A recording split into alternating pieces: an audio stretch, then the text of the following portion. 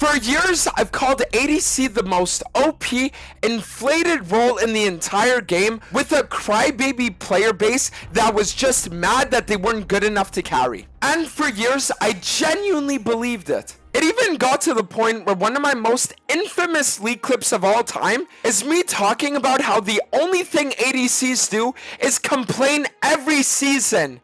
Editor, play the clip.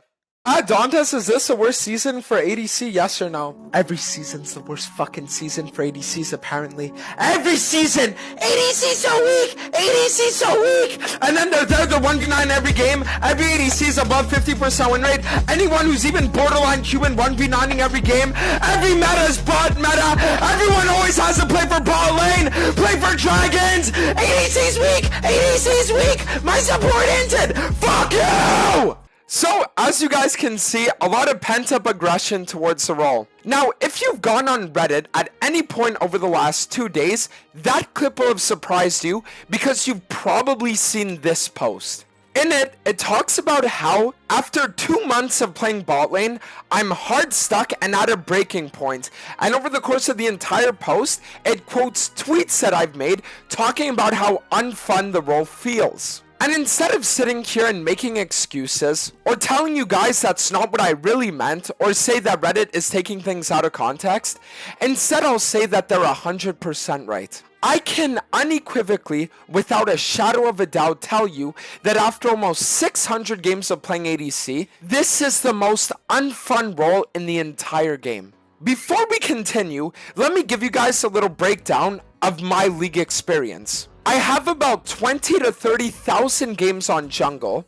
Back in season 10, I peaked Grandmaster on Hecarim mid and top lane only without playing a single game of jungle. And whenever I get filled support in Grandmaster, Master, Challenger games, I most of the time always win. So going into this challenge, the only role that I knew that I never really experienced was Marksman and ADC. My only real experience with Marksman was playing Kindred for a couple thousand games, but even on Kindred, most of the time I can barely average a positive win rate. And let me just tell you, it is absolutely miserable. To clarify just one point before we continue, I don't think that ADC is necessarily weak. I just think that it is so unfun and mind-numbing to play that it makes it feel infinitely weaker than it actually is. You see, when you're playing other roles, there are a multitude of ways that you can get resources. Top laners can go for TP plays or roams out of base. Junglers can gank, invade, secure neutrals. Mid laners can shove and roam, TP, or even roam out of base. And supports, as we know, love leaving bot lane, so they're always going to be out looking for their missing dad. But the issue with bot lane is that you can't do any of that. Your agency in the game is limited to just how much you don't die. That's the extent of the role. Just don't die. For every other role in the game, there are ways to get ahead in the early, mid, and late game that work independently of your team. These can work in the way of engaging team fights, flanking, teleport plays, split pushing, or even setting up traps in bushes with CC and things like that. But the issue with ADC is that you are afforded none of these options. None of the ADC champs are really engaged champs that can just go in and wreak havoc single-handedly. You also can go for flanks, or else you're going to be getting shot out of the sky. Teleport isn't a rune that's ever taken on 99% of the roster. And if you ever try to split push or shove lanes alone, then chances are you're gonna get 4-man by the Avengers and you're back to base before you can say fuck. When for years people used to talk to me about lack of ADC agency in the game, I used to say they were coping. But after actually playing the role, I know exactly what they mean. Because the problem is that you seriously can't do anything on your own. And I don't just think it's streamer debuff either of people going out of their way to focus me, but it just really sucks that you have to make sure that either your jungle or your support are on the same page of you, if not even both, because if they're not, you are not allowed to even walk up for the wave. Whereas a jungle's game is played on camps, neutrals, and ganks, or a support's game is played on engaging fights, roaming, or top laner's game is based upon split pushing, flanking, and engaging, an ADC's game is entirely based around waiting for something to happen and then just reacting. You can very rarely, if ever, start the fights. You cannot shove out waves alone. You really just can't do anything. Unless you're being escorted by your entire team, then you just need to sit there, take the L on waves, which is the only way that you're gonna get gold anyways, unless a fight breaks out, and then just pray for the best. And I know what you're thinking. You're probably thinking, but Dantes, we already knew this. On Jutude's Fill to Challenger climb, he had a 46% win rate on ADC. Whenever any other jungle content creators do ADC challenges, they never make it out of Masters, if even Diamond. And whenever you see any actual Challenger ADC mains doing any kind of unranked Challenger, they are always duoed with either a support or a jungle.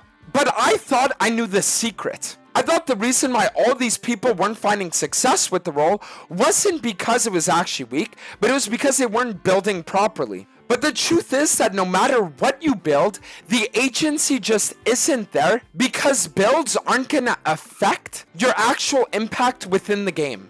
I know that's a bit of a confusing statement, so let me break it down. If I'm playing a champion like Draven, for example, and I get to have 3,000 health versus 2,000 health, if I'm walking up to the midwave alone, or if I'm trying to split push, or if I'm trying to engage fights, I'm still just gonna die no matter what.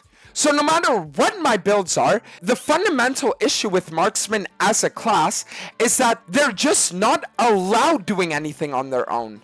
I went from locking in Hecarim every game and being able to look at a team comp and say, yeah, I can one-shot 4 of them, to playing a marksman, and if I ever try to walk up for a wave, I have to think to myself, are all 5 of the enemy members on the map? No? Oh, I guess I'm gonna die to all of the missing ones then. And I'm telling you, it just really sucks. When the CIA wants to torture people, they shouldn't be waterboarding them. They should just be putting them on Draven bot lane with a Nautilus support against a Tristana Yuumi and force them to watch as their jungler decides that he's gonna path top for the Malphite versus Sion lane, and then the enemy at least is 3 camping you at 2 minutes. For literal years, I never understood how every ADC could hate their jungler to the point that they did. But I'm telling you, I get it now. I think for me, the reason why I never understood is because I was my jungler every game.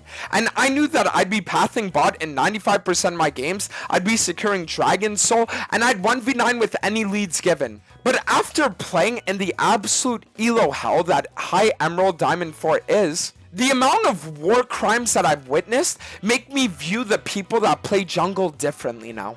What do you mean you're gonna play Zyra jungle and get outfarmed by the Wukong that's gonna have 3 dragons at 18 minutes while you secure grubs? What do you mean you're not gonna skip your grump to just gank bot on the timer that would allow you to get a free double kill because you want to get that extra 4 CS? What do you mean we're not gonna dive the enemy ADC that's alone when we see that the support is roaming and we have a 3 stacked wave? It is absolutely infuriating. The truth is that junglers are the captain of the ship that sails down Summoner's Rift. And every single game nowadays is played around dragons. Since Baron only spawns at 25 minutes, if you secure a dragon at anywhere between 5 to 8 minutes, then you're already going to be playing for soul before Baron even spawns. So the fact that to this day, junglers still decide to path top or not prioritize dragons or trade dragon for grubs is insane to me. I've been saying it for years, guys. The game is played around dragons and bot lane, so there's absolutely no reason why you should ever do anything else. Grubs will allow you to get a little more gold from pushing turrets. Dragons are going to allow you to get Dragon Soul, which is a win condition that's going to auto-win you the game 90% of the time. It's a no-brainer. And don't get me started on the supports. Holy shit! The amount of games that I've had where we 2v2 kill the enemy bot lane, and then my support decides that he's gonna find the portal to Narnia mid or top, and then I end up having to sit there and either die or play AFK under my turret for a minute and a half is ridiculous.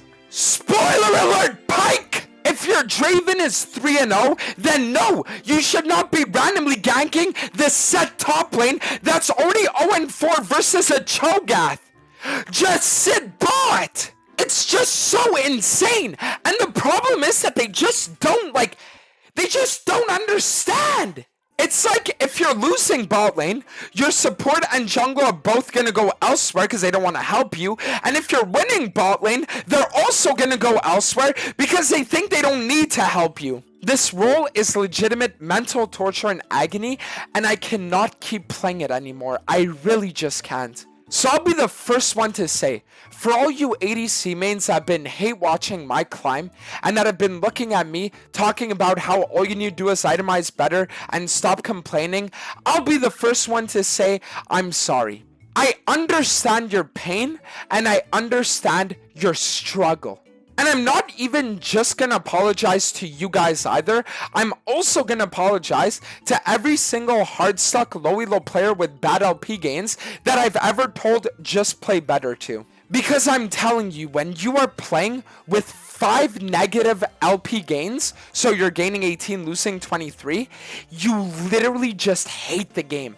Because all it takes is a few unlucky losses and you're back to where you started before you 1v9 so much. I swear this challenge must literally feel the same way that all those fitness influencers that have done that fit to fat to fit feel. Like you intentionally make yourself fat just to make yourself fit again. To put this in reference, I've hit Challenger in every single split as a jungler for the last 5 years. So was I expecting to end this challenge with my OPGG looking like this?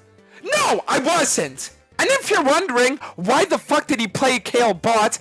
I'm gonna be the first one to say, I don't even know!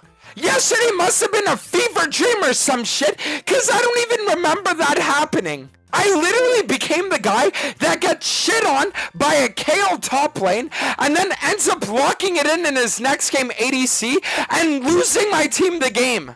But there is a lot of good that came out of this. I know that a lot of people are gonna look at the rank Diamond 4 and they're gonna laugh. And honestly, I would too if I was you. Challenger jungler calls ADC an easy roll, becomes hard stuck diamond. That's an insane YouTube title. But honestly, I'm proud of myself for sticking it out. A lot of the people that end up going on these off-roll challenges and not finding success, quit them within 2 to 3 weeks. They see that they're losing games in Emerald or Diamond, they leave it and they're gone. But I really feel like I fully embraced becoming an ADC. 600 games of this role, and every single game I'm telling my support and jungler to get cancer. So the fact that we actually managed to become a true ADC main, even if we didn't hit the rank of Challenger with it, is progress in and of itself. But the news isn't all bad. Because what this role actually did show me is how other laners and other roles feel in regards to their jungler. And I truly honestly think that it's going to level my gameplay up as a Hackermontric especially from being here to being over here. For years, I would always path bot and play for dragons anyways, but having this new perspective on how my ADC actually wants to play with going for dives, playing for more ganks, and especially with starting off fights so that they can actually be enabled, gives me a lot of new perspective. And honestly, it's great timing too. With the never before seen unranked to master jungle challenge that we're going to be doing in the middle of July, as well as Korea that we're also going to be doing sometime in August, there was literally no better timing for me to actually train my mental and view the game in a perspective that I never had before to truly level myself up as a player than now. So now I know what you're wondering. Dantes, what's next? Well, for the 10 days that we have left until our new challenge is going to start, I'm going to be attempting to reclaim the title of Challenger Jungle on my Master 4 LP Decade account. So we're going to treat this next 10 days as a practice arc